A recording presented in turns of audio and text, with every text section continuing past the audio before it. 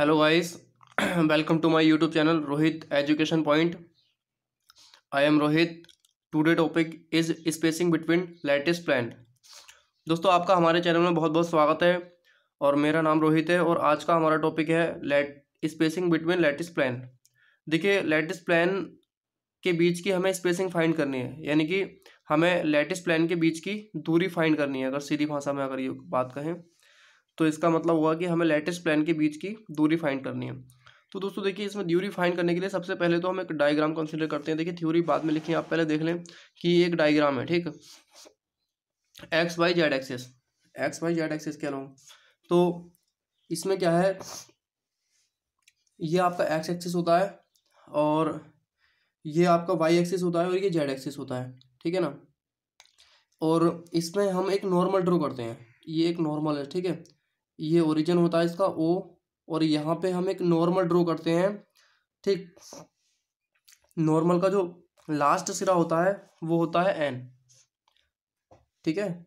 और उसके बाद देखिए दोस्तों, ये जो प्लेन है ना, ये प्लेन जो नीचे वाला प्लेन है जेड एक्सिस, वो कोई मतलब नीचे को नहीं है, ये प्लेन ऊपर की ओर है, ठीक है ना।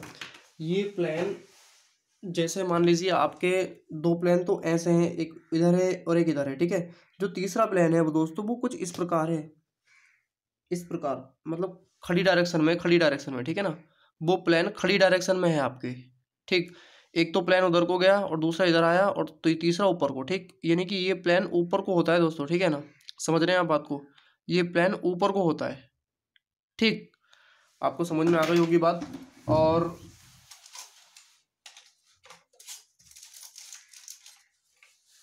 जैसे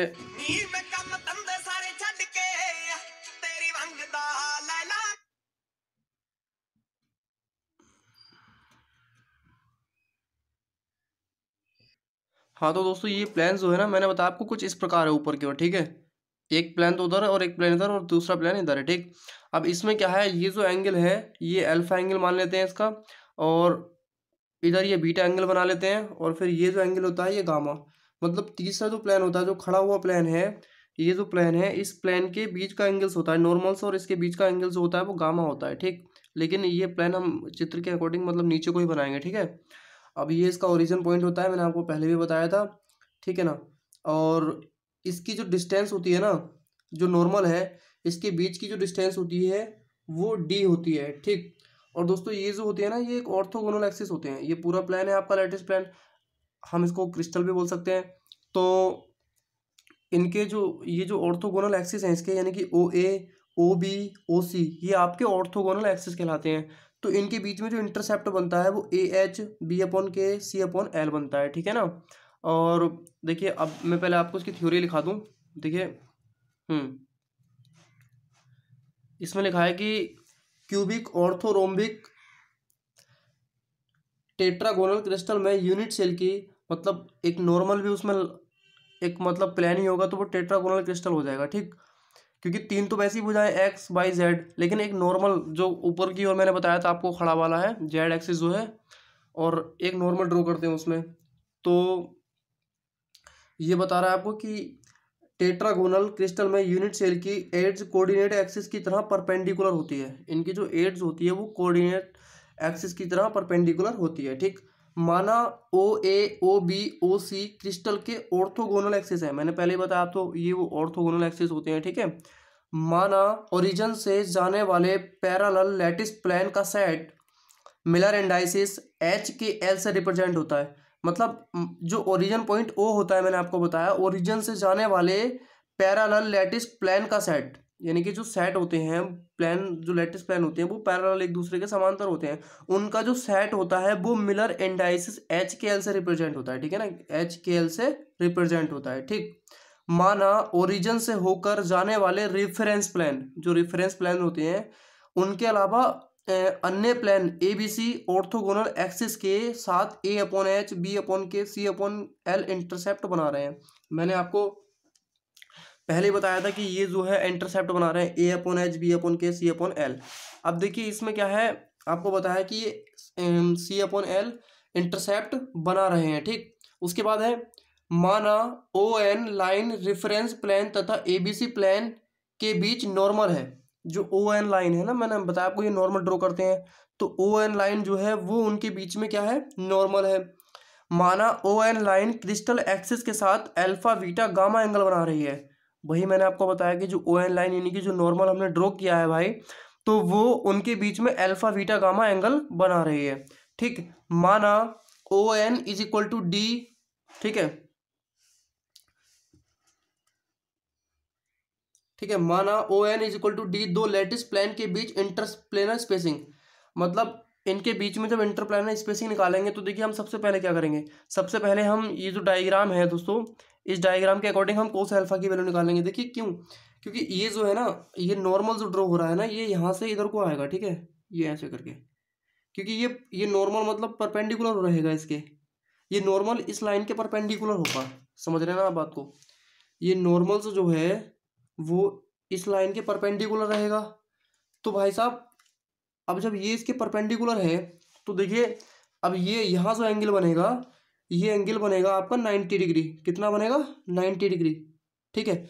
और जब ये एंगल 90 डिग्री बनेगा तो आपको पता होगा कि जो एंगल 90 डिग्री का बनता है उसके सामने की भुजा जो होती है वो हाइपो कहलाती है, यानी कि कर्ण कहलाती है। तो आप कोस थीटा यानी कि यहाँ पे अल्फा एंगल है, तो cos alpha is equal to क्या होगा पता है, कोस अल्फा इक्वल टू होता है आपका, यानी कि ये तो आपका आधार हो जाएगा और ये लंब हो जाएगा, आधार बटे कर्ण होता है, ठीक, क्या होता है, आधार बटे कर्ण, यानी कि cos alpha is equal to होता है आपका बेस अपॉन हाइपो, ठीक है। तो यहाँ पे cos alpha equal to base कितना है, डी, और हाइपो कितना है, ए अपॉन एच, तो D upon A upon H. उसी प्रकार देखिए ये भी एक डायग्राम बन जाएगा, ठीक है, यहाँ पे भी 90 डिग्री एंगल बनेगा, तो ये भी कर्ण हो जाएगा इसके लिए, ये इसका जो है आधार हो जाएगा और ये इसका लंब हो जाएगा। तो इसमें भी वही same, cos beta is equal to D upon B upon K, cos gamma is equal to D upon C upon L, ठीक है। इसी प्रकार हम ये तीनों वैल्यू निकालने के बाद अगले स्टेप में जब देखते हैं तो एक फॉर्मूला होता है बीएससी फर्स्ट ईयर में मैथ्स में ट्रिग्नोमेट्री में, cos square alpha plus cos square beta plus cos square gamma is equal to 1। तो इसमें हम सारी वैल्यू पुट कर देते हैं। कोस अल्फा की वैल्यू क्या होती है, D upon A upon H होती है ना, तो एच ऊपर पहुंच जाता है इसका, ठीक है, नीचे वाला जो इसके नीचे वाला जो एच होता है वो ऊपर पहुंच जाता है, ठीक। तो डी एच का होल स्क्वायर, इसी प्रकार डी के का होल स्क्वायर, क्योंकि यहाँ पे डी अपॉन बी अपॉन के है तो के यहाँ ऊपर पहुंच जाएगा, ठीक है। तो डी के अपॉन वी स्क्वायर, फिर उसके पर यहाँ D upon C upon L है तो एल ऊपर पहुंच जाएगा। तो इसी प्रकार से यहाँ पे डी एल अपॉन सी का whole square is equal to 1, ठीक है। अब देखिए आगे क्या करते हैं, यहाँ से हम डी स्क्वायर कॉमन ले लेते हैं, ठीक है। डी स्क्वायर जब हम कॉमन ले लेंगे, यहाँ पे डी जो है दोस्तों वो स्पेसिंग है दो लेटिस प्लेन के बीच की, ठीक। अब यहाँ पे जब हमने कॉमन ले लिया तो देखिए यहाँ क्या बचा, D square H square upon A square plus D square upon B square D square upon C square, समझ रहे हैं आप बात को। यहाँ से डी सब में से कॉमन है तो यहाँ पे एल बचेगा, तो एल का स्क्वायर हो जाएगा, यहाँ पे के का स्क्वायर हो जाएगा, एच का स्क्वायर, नीचे A square B square C square is equal to 1। अब डी ये जो पूरा जो है ना ये बन के बटे में ले जाते हैं, इसके नीचे ले आएंगे सब, ठीक है। जब यहाँ से इधर जाएगा तो नीचे बटे में पहुंच जाएगा, क्योंकि ये इंटू में है, अगर यहाँ प्लस माइनस में होता तो उधर जाएगा भी प्लस माइनस में पहुंच जाता, लेकिन यहाँ इंटू में है तो ये बन के बटे में पहुंच जाएगा, ठीक। तो डी एच के एल मिला इंडाइसिस एच के एल होती है उसके लिए निकाल रहे हैं, तो एच के एल के लिए जब देखा तो ये 1 अपॉन रूट में, यहाँ से जब स्क्वायर हटाया तो ये रूट चढ़ जाएगा इधर, तो रूट में H square upon A square plus K square upon B square plus L square upon C square. अब दोस्तों यहाँ पे हमारी स्पेसिंग निकल आई है फाइनल। अब देखिए क्रिस्टल भी हमारे कई प्रकार के होते हैं, क्यूबिक क्रिस्टल होते हैं, ट्राइगोनल क्रिस्टल होते हैं, टेट्रागोनल क्रिस्टल होते हैं। अगर हम बात करें क्यूबिक क्रिस्टल की तो देखिए क्यूबिक क्रिस्टल के लिए अगर हम निकालेंगे तो 4 क्यूबिक क्रिस्टल में क्या होता है कि तीनों भुजाएं बराबर होती हैं। तो देखिए A is equal to B is equal to C, यानी कि ए बी सी सब ए के बराबर ही होंगे। तो डी एच के एल इज इक्वल टू क्या करेंगे हम, एच स्क्वायर के स्क्वायर एल स्क्वायर तो एच डी रहने देंगे, लेकिन ए स्क्वायर की जगह ए स्क्वायर और बी स्क्वायर की जगह बी ए स्क्वायर कर लेंगे और सी स्क्वायर की जगह भी ए स्क्वायर कर लेंगे, ठीक। तो ये तीनों में क्या है, एलसीएम क्या है इनका, दोनों का सेम आ जाएगा, ठीक है। तो ए स्क्वायर आ जाएगा, ए स्क्वायर क्या है कि बटे में अगर रूट से बाहर निकालेंगे तो सिंपल ही आ जाएगा और ऊपर पहुंच के ये ए यहाँ पे लिख दिया है, ठीक। तो इस प्रकार आपका क्यूबिक क्रिस्टल के लिए तो डिस्टेंस जो होगी दो प्लेनों के बीच ये होगी। अब अगर उसके बाद हम बात करते हैं ट्राइगोनल क्रिस्टल। तो देखिए दोस्तों ट्राइगोनल क्रिस्टल के लिए क्या है, इसमें दो भुजाएं बराबर होती हैं, ए इज इक्वल टू बी। तो देखिए ट्राइगोनल क्रिस्टल में डी एच के इज इक्वल टू 1 अपॉन क्या है ए, मतलब बी की जगह यहाँ पे ए रख देना है। तो H square plus K square इनका एलसीएम दोनों का ए स्क्वायर हो जाएगा, समझ रहे हैं ना। बी की जगह ए रखेंगे तो दोनों का ए स्क्वायर हो जाएगा, क्योंकि के के नीचे जो बी था तो बी की जगह ए रख दिया तो ए स्क्वायर, ठीक है। H square plus K square upon A square plus L square upon C square as it is. ये तो आपका हो गया दोस्तों ट्राइगोनल क्रिस्टल के लिए। अब बात करते हैं इसमें सेपरेशन की इनके। अब अगली हेडिंग आती है दोस्तों, separation between lattice planar in simple. ठीक है, तो इसमें ये एज सिंपल होता है ये।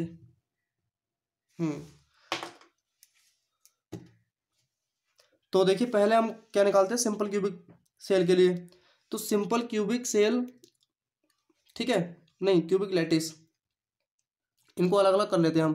तो सबसे पहले क्या है, इन सिंपल यानी कि एससीसी सिंपल क्यूबिक सेल, तो A is equal to V is equal to C. यहाँ पे सिंपल की अगर लिए अगर हम निकालेंगे तो मतलब तीनों भुजाएं बराबर होंगी, तो तीनों को ए रख लेंगे, तो डी एच के इज इक्वल टू क्या आ जाएगा, ए अपॉन रूट में H square plus K square plus L square आ जाएगा। ठीक, अब अगर हम यहाँ पे जो है डी एच के एल मिलर इंडाइसिस की जगह अगर हम 1 0 0 रख दें तो यहाँ पे 1 0 0 हो जाएगा। ठीक है, plus is equal to A upon में रूट में, अब देखिए 1, यहाँ पे 1 किसकी वैल्यू है, एच की, और 0 बी की, नहीं के की, और 0 एल की वैल्यू है। तो यहाँ पे हमने एच की जगह तो 1 रख दिया, लेकिन के की जगह 0 रख दिया, एल की जगह 0 रख दिया, और उसी प्रकार आपका क्या आ गया, सिंपल ए आ गया फाइंड करने के बाद। ठीक है, अब उसके बाद जब हम अगर रखें 4 1,1,0 यानी कि एच के एल की जगह यहाँ पे 1,1,0 रख दिया जाए, तो यहाँ पे भी डी 1,1,0 हो जाएगा। और ये देखिए 1 ये एच की वैल्यू है, ये के की वैल्यू है, लेकिन यहाँ पे क्या है, एल की वैल्यू 0 है सिर्फ। तो यहाँ पे ए अपॉन रूट में एच स्क्वायर की जगह 1 और के स्क्वायर की जगह 1, लेकिन यहाँ पे एल स्क्वायर की जगह क्या है, 0। तो यहाँ पे क्या एक और एक जोड़ के कितने हो जाएंगे, देखिए स्क्वायर 1 का स्क्वायर 1 ही होता है, तो ए अपॉन एक और एक जोड़ के 2 हो जाएंगे, तो ए अपॉन रूट 2 हो जाएगा, ये ए अपॉन रूट 2। 4 देखिए अब रख लें 1 और 1 रख लें हम इसके लिए, तो डी 1 हो जाएगा। ठीक है, इज इक्वल टू 1। अब देखिए यहाँ पे एच की वैल्यू भी 1 है, के की वैल्यू भी 1 है, और एल की वैल्यू भी 1 है, तो यहाँ पे तीनों की वैल्यू 1 रख लेंगे। मैंने बताया आपको 1 का स्क्वायर 1 ही होता है, हम तीनों को ऐड कर लेंगे 3 हो जाएगा, तो वो रूट के अंदर ही रहेगा, ए अपॉन रूट 3। ठीक है, अब इसका हम निकालेंगे रेशो। तो दोस्तों देखिए रेशो कैसे निकालते हैं, हाँ, रेशो ऑफ देयर सेपरेशन। देखिए रेशो निकालने के लिए हम अनुपात में रख लेते हैं इसको सबको। ठीक है, ये डी 1,0,0 अनुपात डी 1,1,0 अनुपात डी 1,1,1 इज इक्वल टू 1 अनुपात 1 अपॉन रूट 2 अनुपात 1 अपॉन रूट 3।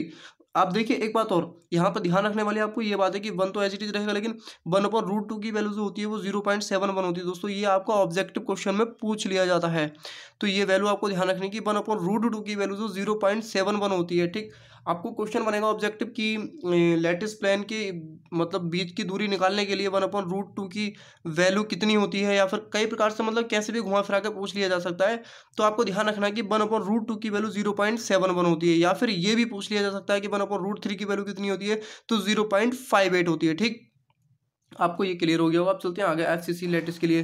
तो देखिए दोस्तों एफसीसी लैटिस के लिए अगर हम बात करें तो ये एफसीसी लैटिस के लिए डायग्राम होता है। तो इसमें क्या है, पहले 1 0 0 के लिए निकाल रहे हैं, ठीक है ना, तो 1 0 0 के लिए a/2 आ जाएगा इसमें कैलकुलेशन करने के बाद। ठीक है, और इसका ये एक डायग्राम बनता है। उसके बाद अगर हम निकालें 1 1, ठीक है, उसके बाद अगर हम निकालें 1 1 0 के लिए तो a/2√2 आ जाएगा। ठीक, कैलकुलेशन करने के बाद इसमें ये डायग्राम बनेगा। अगर उसके बाद हम निकालें कि 1 1 के लिए तो इसमें 1 1 इज इक्वल टू a/√3 आ जाएगा। ठीक, अब उसके बाद अगर हम बात करें रेशो की इसके, तो दोस्तों इसका रेशो वही मैंने आपको बताया कि इसको अनुपात में रख लेते हैं सबको, a/√2 पहले वाले की वैल्यू आई है, और डी 110 की वैल्यू a/2√2 आई है, और डी 111 की वैल्यू a/√3 आई है। अब यहाँ पे आपको सिंपल ये देखना है कि हाँ ABCD आई है ना यहाँ पे वैल्यू, तो यहाँ पे आपको ABC नहीं रखना है। ABC कैंसिल करने के बाद आपको सिंपल 1/2 और 1/2√2 1/√3 ही रखना है। ठीक है, ABC को क्या है यहाँ से नेग्लिजिबल कर दिया जाता है। ठीक, तो यहाँ पे आपको 1/2 रखना है, और यहाँ पे आपको 1/, ठीक है, 1 1।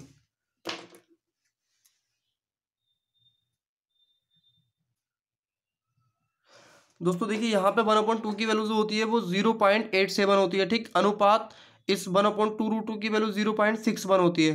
ठीक, अनुपात 1/√3, यहाँ पे 1/√3 की वैल्यू जो है 1 रखी गई है, लेकिन ये कंफर्म नहीं है, हाँ 1 ही होती है। ठीक है, आप याद कर लें। ठीक है, रेशो इनका ये होता है दोस्तों। ठीक, बस आज का वीडियो बस दोस्तों हमारा यहीं तक था। मिलते हैं अगली नेक्स्ट वीडियो में इंपॉर्टेंट टॉपिक के साथ। तब तक के लिए धन्यवाद।